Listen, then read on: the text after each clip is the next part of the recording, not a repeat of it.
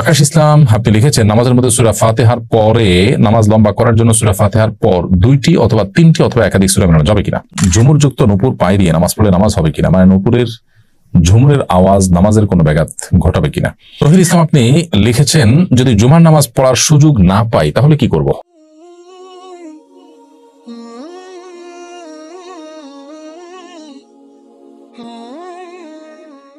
ঝুমুর যুক্ত নূপুর পায়ে দিয়ে নামাজ পড়লে নামাজ হবে কিনা, মানে নূপুরের ঝুমুরের আওয়াজ নামাজের কোনো ব্যাঘাত ঘটাবে কিনা। মেয়েদের জন্য নূপুর পরা জায়েজ আছে, মহিলা সাহাবীদের অনেকে নূপুর পরেছেন, নবী সাল্লাল্লাহু আলাইহি ওয়াসাল্লাম সেটা এলাও করেছেন। বিশেষ করে আপনার গহনা হিসাবে আপনার রূপার নূপুর, বিভিন্ন আপনার অলংকার নূপুর অলংকার হিসাবে আপনার নূপুর পরার ব্যাপারে সে জায়েজ করেছেন, নবী সাল্লাল্লাহু আলাইহি ওয়াসাল্লাম এটাকে এলাও করেছেন। নামাজের সময় যদি নূপুর থাকে, নূপুরের যদি আওয়াজ হয়, এটাতে যদি নিজের মনোযোগে ব্যাঘাত সৃষ্টি না হয়, স্বাভাবিক হয়, তাহলে অসুবিধা নেই।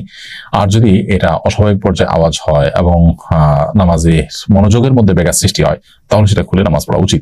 আর মনোযোগে ব্যাঘাত না সৃষ্টি হলে তার হালকা যে আওয়াজ মুভমেন্টের কারণে হয়ে থাকে, সেটার কারণে নামাজ হয়ে যাবে, নামাজ হবে না, ব্যাপারটি সেরকম। আকাশ ইসলাম আপনি লিখেছেন নামাজের মধ্যে সূরা ফাতিহার পরে নামাজ লম্বা করার জন্য সূরা ফাতিহার পর দুইটি অথবা তিনটি অথবা একাধিক সূরা মেলানো যাবে কিনা। উত্তর হলো যাবে। নামাজের পর সূরা ফাতিহার পর যে সূরা মেলানোর অপশন আছে, সেখানে আপনি দুইটা তিনটা সূরা পাঠ করতে পারেন, একটা সূরা বারবার পাঠ করতে পারবেন, কোনো অসুবিধা নেই।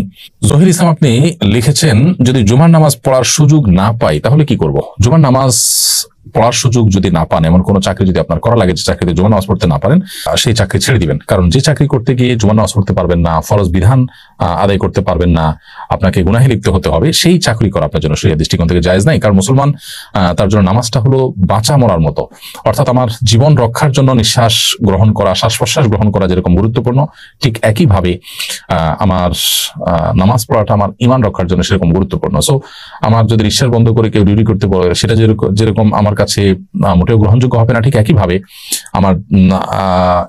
আমার নামাজ পড়ার সুযোগ বন্ধ করে দিয়ে কেউ আমাকে ডিউটি করতে বলে, সেটা আমার কাছে কখনো গ্রহণযোগ্য হতে পারে না। সেটা যত লোভনীয় চাকরি হোক না কেন, আপনি চাকরি সুইচ করে অন্য কোথাও উপার্জনের জন্য যাওয়ার চেষ্টা করবেন।